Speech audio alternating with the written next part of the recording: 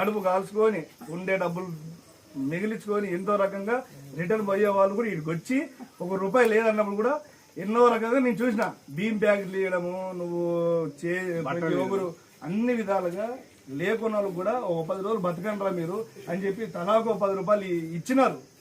నిన్ను చూసి ఇచ్చినారు. ఎందుకంటే చాలా మంది పేదోళ్ళు వచ్చారు, వాళ్ళందరికి కూడా నువ్వు ఎంతో దావు చూపించి ఏదో రకంగా చేసినావు.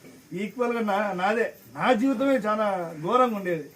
ఈరోజు ఇట్లా ఈ 2 చేతులతో ఇట్లా ఆశీర్వదించాను, ఇట్లా మొక్కున్నా.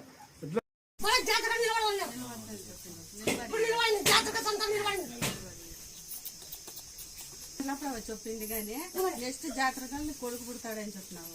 ఇప్పుడు ఈ జాతరకాలు ఇప్పుడు తినాలమ్మా. ఇప్పుడు రేపు 18వ తారీఖే డేట్ గాని ఇచ్చిన 20/18 డేట్ గాని